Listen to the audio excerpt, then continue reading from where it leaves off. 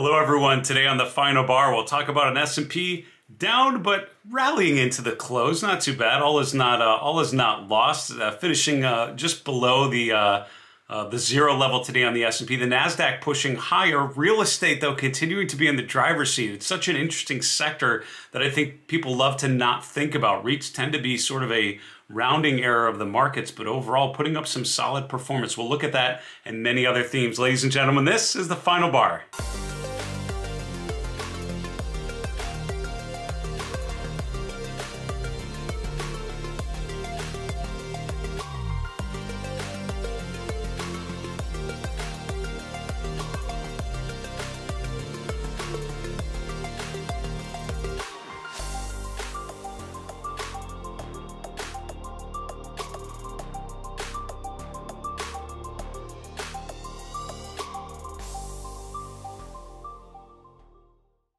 Hello everyone, welcome to the final bar. I'm your host, Dave Keller. I'm the Chief Market Strategist here at StockCharts.com in a sunny Redmond, Washington. Thanks for joining us every weekday after the close as we focus on the message the markets themselves provide. We focus on price, breadth, sentiment. On a day like today, we focus on macro sectors and stocks, really following a broad to specific or a macro to micro process of looking at the big picture, then focusing on sector rotation and leadership themes, and then finishing with individual names. And I would hope, as we go through this on the show every Monday and sort of follow this same playbook, I hope you think about your own process of how you analyze the markets, analyze charts, and think about ways you can do that. Go broad to specific, go micro to macro, just have a thoughtful direction, have an intention with how you're going through your process. The more you do that, the more that your process will be more consistent and ideally more informative for you. Now we have great guests coming up this week on the final bar. Tomorrow on the 8th, we have Jesse Felder from the Felder Report. On Wednesday, Javed Mirza on June 9th from Canaccord Genuity in Toronto. On Thursday, Sam Burns from Mill Street Research in Boston. Sam's great. Sam's more of a macro strategist, so it's always interesting to hear his take relative to what I'm seeing looking at the charts every day. Javed, I'm also excited about. He was last on the show in February, and we talked about the market feeling a bit overextended, so I'm very interested to hear what he has to say now, because I would argue a lot of the same circumstances we saw then we're seeing today, given the pullback that we had in January, the run higher, and so forth. Should be pretty interesting. Also, as a reminder, I will be doing my next webcast called Demystifying Fibonacci. This is through Market Misbehavior. Go to marketmisbehavior.com/Fibonacci to sign up for that free event. It's coming up Tuesday, June 15th, 1 p.m. Eastern. If you've never really been able to figure out Fibonacci retracements or want to hear how professionals are able to do it, I'll be sharing with all of that and more at that free event. Let's continue on to our market recap. So as I mentioned, really it was sort of a U-shaped day for the S&P. If you look at the two-day sort of preview chart on the dashboard screen. So we sort of had this rounded pattern where we sold off out of the open and then sort of rallied back and had a nice appreciation going into the close. Still finished below the zero level, but rallied nonetheless. Interesting after Friday, where you had really a move to the upside through the course of the trading day. Today, really giving back most of those gains through lunchtime before recovering a good amounts. The S&P finishing about 0.1% below the zero level, not too negative by any means. The Dow led the way lower, down about 0.4%. The Nasdaq Composite up about 0.5%. So it's interesting, yeah, the Nasdaq leading the way, but technology was actually flat for the day. The XLK was essentially a zero for the day, an unch, if you will. So interesting comparison there. The VIX, by the way, is essentially flat from where we were on Friday, still around 16.4. Looking at some of the other asset classes very quickly, we've talked about bond prices and the TLT sort of really close to breaking out of that 140 level, which would a TLT breaking above 140, which would probably mean the 10-year yields breaking down below about 155, 150 would certainly be a change of character for bond prices and would absolutely provide a tailwind for the growth sectors and growth trade. Did not see that today. Certainly the bond prices, which were rallying into the close on Friday, sort of spent most of the day dribbling lower, down about 1/3% on the TLT, but nothing too dramatic in that market. The dollar, by the way, just a little bit lower. That weakness in the dollar is impacting a lot of charts. We're going to look at some of those a little later, specifically Germany, which is breaking to another 52-week high again in the last day or two. Gold and precious metals continued higher. Gold actually opened lower and propelled higher through the course of the day. Commodities overall were mixed, but net positive, and precious metals are really leading the way higher. Cryptocurrencies as well, sort of a mixed bag. Bitcoin, the most commonly used, essentially flat from where it was over the weekend. Still chopping around sort of that 35,500, 36,000 level. And, again, has come down from pretty elevated points, halved from where it was, or almost halved from where it was up in the mid 60s not too long ago, but sort of in that consolidation range, in that sideways trend. I think the real question on charts like Bitcoin is which way does that range resolve, right? You break out to the upside, break down to the downside, and I think whichever way that momentum breaks, I would not be surprised if you saw some acceleration in that direction. Let's continue on, look at some other markets, sticking with the macro themes here. Then we'll come back to talk about sectors and stocks here in a little bit. When you look at the daily chart of the S&P, we're sort of in this long-term uptrend. However, if you look at the last 6 weeks, it's really more stalled, right? We made a new all-time high again in April. The end of April, we pushed once again to around 42.25 or so. And then from there, we were essentially, flat. We've gone down 4.5% in the middle there in early May, but overall, we're still at that same point. So we've had this big rise, and now we've stopped going up. We're not really going down as an overall market. We just stopped going higher. And what's interesting is if you look at the last 2 months, you have this phenomenon that you did back in February, which is where every time the price is trying to go higher on every subsequent rally after that first big one that became overbought, every one, the momentum gets lower and lower. That's really more characteristic of an exhausted trend, right? That's an exhaustion of buyers is what that kind of looks like, where every time the price is higher, but there's less and less momentum behind it, less and less buying power. So what's interesting is you had this move in January with a run higher, a bearish divergence, 4.7% sell-off to the 50-day moving average. Here in April, we had all of the same circumstances and almost an identical pull back to the same 50-day moving average before we moved higher. What happened about a month later was you had a deeper correction. You moved higher on lower momentum, and then we had a 5.8% retracement off of the highs. Here we've now moved higher on lower momentum, and my question is, do we have a similar sort of pullback? From a technical perspective, it's one of those where price remains strong. We keep making higher highs. We did make a lower swing low recently, so that's an interesting data point, but overall the market continues higher. There are plenty of stocks like Facebook and others that continue to push to new highs, so it's not like there's an absence of names breaking out, and there are plenty of a healthy number of 52-week highs happening. But at the same time, breadth conditions in some ways are mixed. Risk on versus risk off, somewhat mixed. And thinking of charts that we reviewed on Friday, I'm looking at the Mindful Investor Live chart list, and I'm thinking of the consumer discretionary versus consumer staples ratio. If I look at a summary view, this will be a lot easier to find. Here we go, consumer discretionary versus staples. Looks like this. This, if you think of this as a risk on versus risk off, are investors leaning more to the offense or defense within consumer?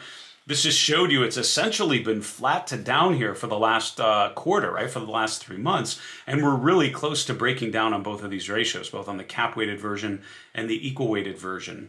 So, not horrible, not breaking down, just certainly not going up anymore by either measure, right? We've stopped this uptrend and are now sort of sideways and really close to breaking down where it gives more of a negative signal. This is actually a chart I was looking at not too long ago. Sort of a mix of risk on versus risk off.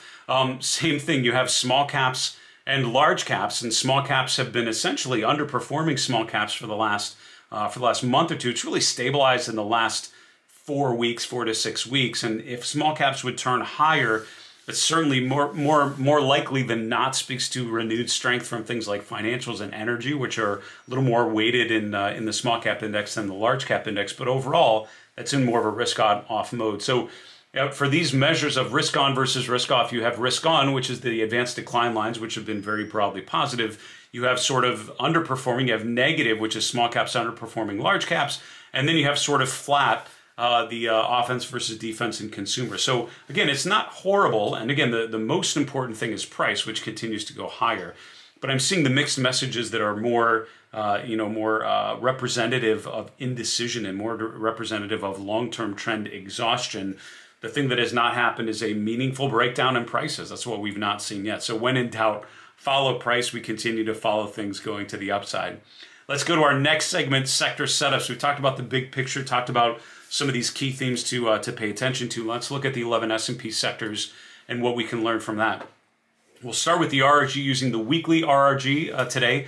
And again, if you're not familiar with the relative rotation graph, Julius DeKempener, one of our StockCharts contributors, designed this methodology years ago, and I followed it for a long time, and really appreciate the ability of the visualization to show the 11 sectors and how they rotate around the S&P 500, which is basically the crosshairs there in the middle, the 0 line, or the 100 line basically on the visual. Further to the right means it's outperforming, further to the left it's underperforming. The vertical gives you sort of the momentum, the derivative of that, the second derivative of that change, and it's all based on relative strength, and in general things rotate in a clockwise direction around the benchmark. What's happening right now though is you're actually getting clockwise rotations away from the benchmark. Instead of rotating around the 0 line, you have certain things rotating on the right side of the visualization and certain things rotating on the left side. You can see that here on the right you have energy and financials, which are in the weakening quadrant, starting to hook back to the upside. You have things in the improving quadrant like utilities and consumer staples and healthcare, which are actually starting to rotate down a little bit.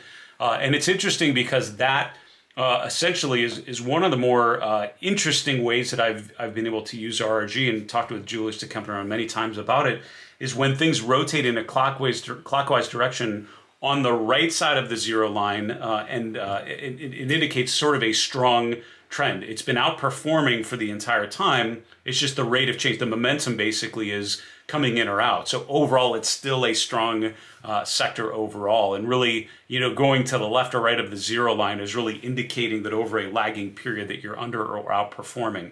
So you might have the scenario where some of the cyclical sectors are actually rotating more positive on the right side of the visualization, and things like technology and consumer discretionary, which are here on the lower left, are actually failing. They're actually heading further in a direction of deterioration. Let's look really quickly at the data. And by the way, I should note that the strongest sector on that visualization is real estate. If we look at the daily RRG, the #1 sector is once again real estate. That's where we've seen some strength. Here on the daily RRG, you can see that energy also, as I mentioned on the weekly, is hooking higher. So it's been in the weakening quadrant, but actually starting to rotate higher, not making it back to the 0 line, but starting to rotate more in an improving trend, and remaining on the right side of this. So by my read, the compelling indications are real estate #1, which is just leading strong, long and strong up and to the right, just working. And then something like energy that's to the right side of the 0 line and actually rotating more positive. I think that's a really important move to watch. Other thing on here is obviously technology just barely making it back into the leading quadrant today. And it'll be interesting to see if it's able to maintain that and able to hold that in a sector that I think has been frustrating from a technical, from a relative perspective for sure. Let's look at the 11 S&P sectors using the candle glance page. This is spreading all the charts out and just identifying what patterns are working, what are not, and see what sort of themes we can come up with. I'm immediately drawn to some of the sectors that are making new highs or very close to doing so. Communication services probably jumps out the most, making another all-time high today, actually.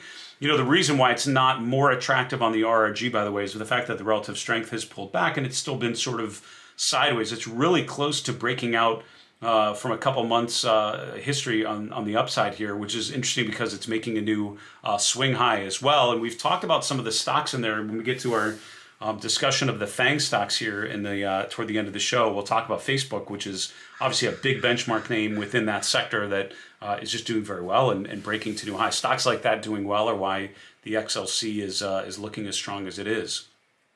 Other things breaking out this week and over the last week, energy, right? And the XLE really hit a stable resistance level here. The March peak retested that a couple times in May, and then about a week ago resolved that move to the upside. And I think that continues to indicate further upside from here as we make higher highs and make higher lows. And on any pullback, that swing low from a week and a half ago would be my line in the sand. The 50-day moving average right around that same point, around 51 or so.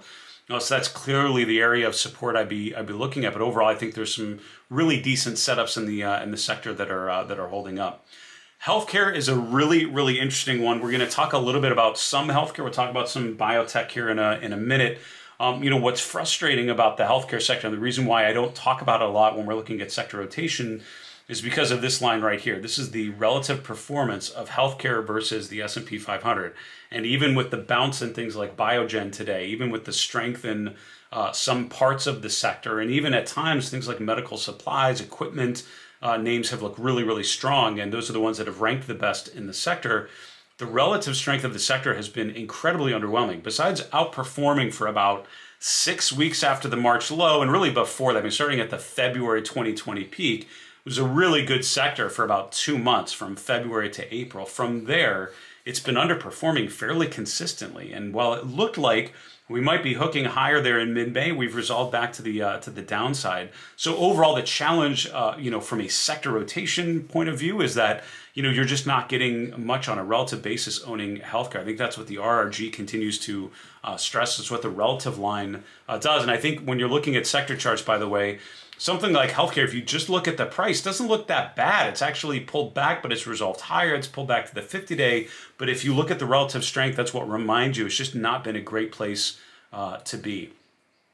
We'll finish with the financial sector. I think we're at a really key point with interest rates, with the TLT. I mentioned the TLT and the 140 level, which is resistance. We talked about the 10-year yield and 1.5% as being key support. Really close to that breaking, which would certainly be a tailwind to the growth stocks and a headwind for financial stocks. But overall, all of that understood, the relative strength of financials continues to be pretty strong over the last 6 to 8 months, continues to make new relative highs. The price, on the price basis, the XLF continues to go in an uptrend. And if you look at individual names, there are plenty that seem to work. So overall, I think the sector is still setting up to a pretty positive way. I would be concerned if yields break down from here, if bond prices break out, because that does not tend to be good for the relative strength of the XLF. We need to take a quick break. We'll be back with my next segment, Shifting Stocks. We'll see you in a minute.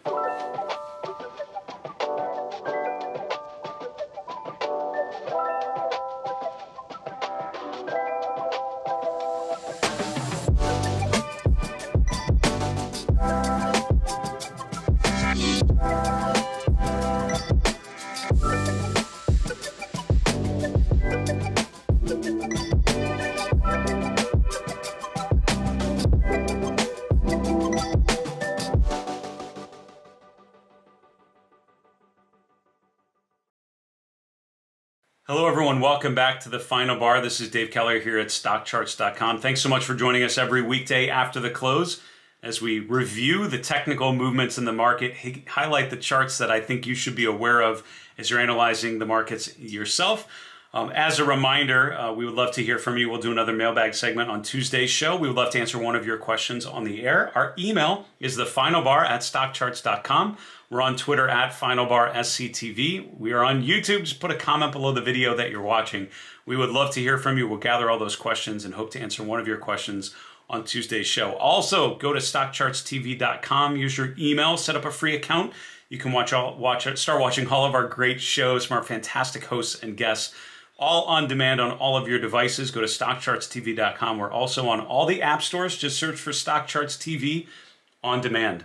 Our next segment is called Shifting Stocks. We've talked about the big picture, talked about the macro perspective. Stocks overall doing fine. Quiet day so far, or today on the S&P 500, sort of flat, but overall the trend remains in place, and breadth measures as a whole remain fairly positive, although some risk-off measures lighting up a bit. On the sector side, you have sectors that are really working. A lot of trends that are in an upside, but a focus on relative strength really draws you to things like financials, things like communication services, real estate, as sectors that are outperforming and continuing to do so, versus things like healthcare and utilities that are struggling on a relative basis. This last segment is where we focus in particular on stocks. We'll hit on a couple different things. I wanted to start with the FAANG stocks. You know, when I'm asked about the market environment, the chart I usually bring up right now, if I had one chart to answer the question, I think it would be this one. This is the New York FAANG Plus Index. We talked about this one last week. I feel like a day or two, maybe, might have been, 3 and 3 on Thursday or Friday. But I think this represents the challenge for the markets right now. If you look at the FANG Plus index, now again, this is the FANG stocks, Facebook and Amazon and Apple and all of those, but also things like Tesla and Twitter. Some of the Chinese internet stocks are in there as well. But overall, if you look at the trajectory of this trend, it has gone from an uptrend to a sideways trend. My discussion with Craig Johnson last week, I think on Thursday, we were talking about just the sideways environment for stocks. It's not that things are really going down a lot, it's just that they're not going up as much.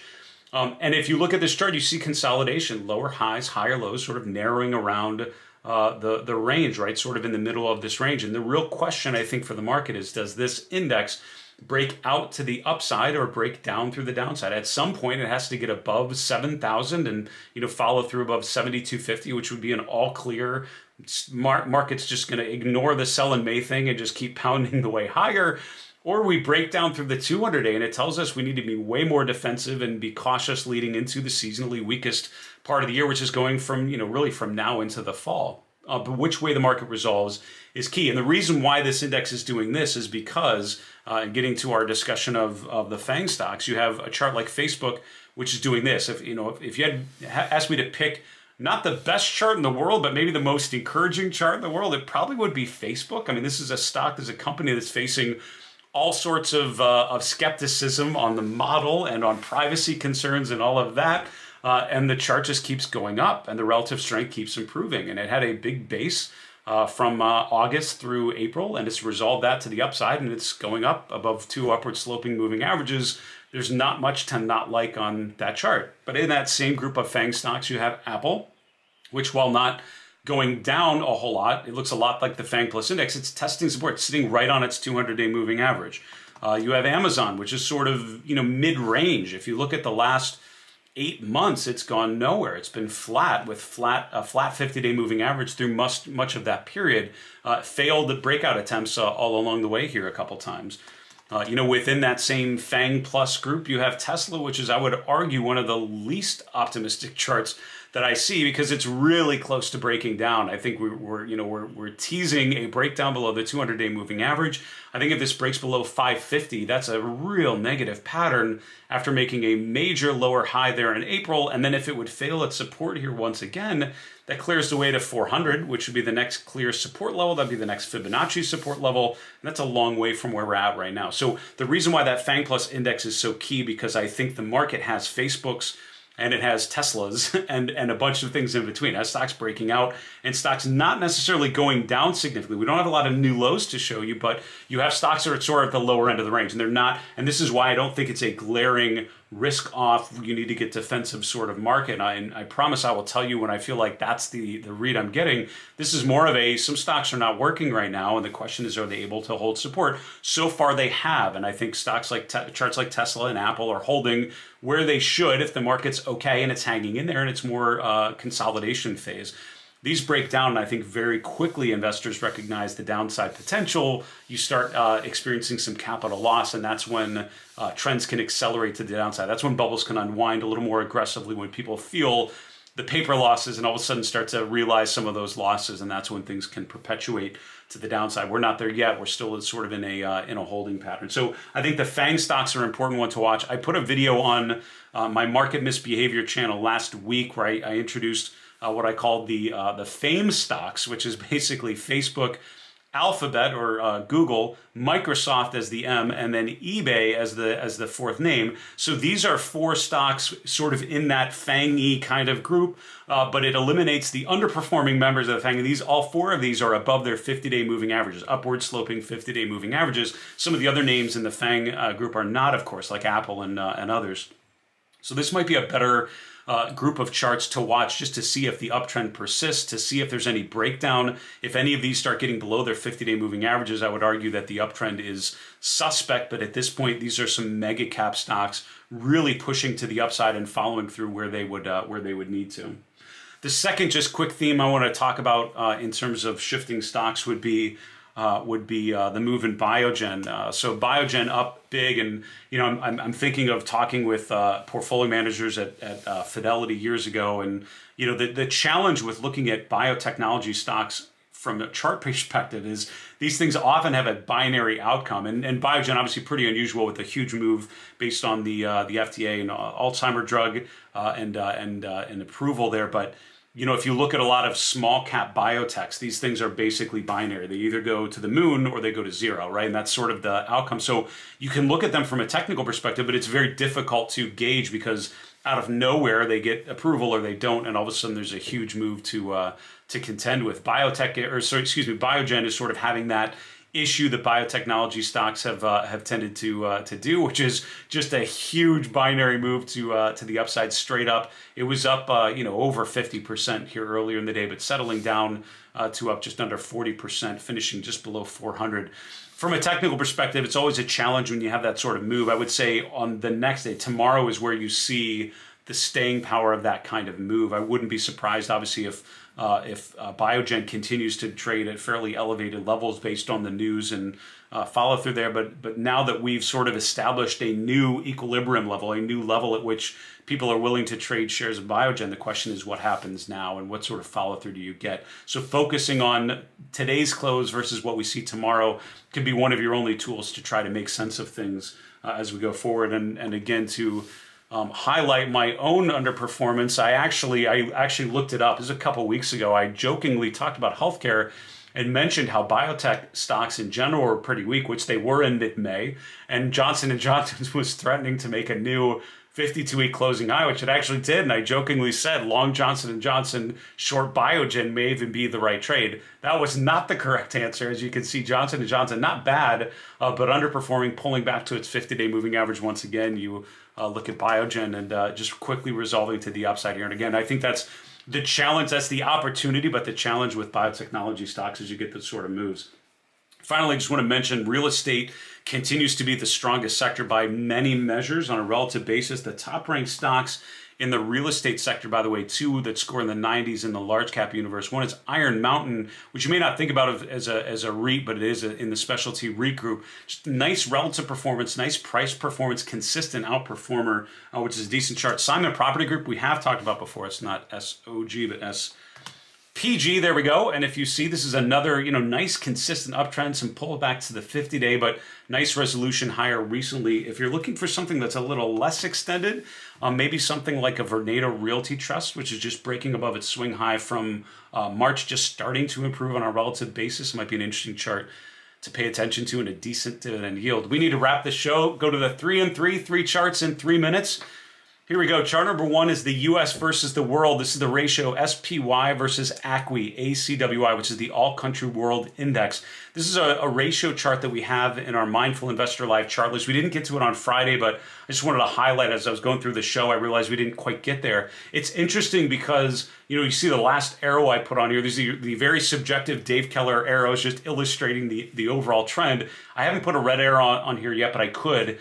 Because you had the run from February into April, really the stabilization after the peak in early May, and then the rotation back to the downside, back below its 50-day moving average. Now, obviously, this rotation lower most likely driven by a weaker dollar, which tends to be more of a tailwind for non-U.S. stocks versus U.S. So we've seen the weakening dollar. It was up, you know, sort of flat today, but the dollar index here at the bottom is very close to breaking to a new low below the January 21 low, which would be interesting to watch because if so, I wouldn't be surprised to see this ratio continue to go lower. Chart number two is the Germany ETF, EWG. We don't talk about developed Europe too often on the show, but as I'm screening for ETFs making new highs, Germany's coming up. Brazil has been coming up at times. A number of markets. Mexico today, breaking out to the upside. And I like the improved relative strength. So this is, Germany outperforming the U.S. and you're starting to see some real movements there. And again, I think this is one of those times where if you're not paying attention to non-U.S.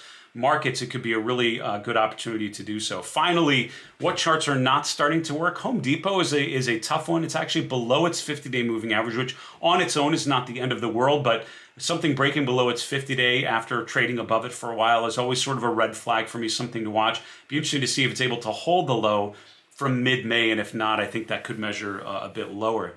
Folks, that's our show for today. Thanks so much for joining us on a Monday afternoon to break down charts in key areas, macro, sectors, and micro. As a reminder, go to StockChartsTV.com to watch all of our content on demand on all of your devices. For StockCharts TV in Redmond, Washington, I'm Dave Keller. Be safe. Have a good night. Hey, Grayson Rose here with StockCharts. Thank you so much for watching. I hope you enjoyed that video.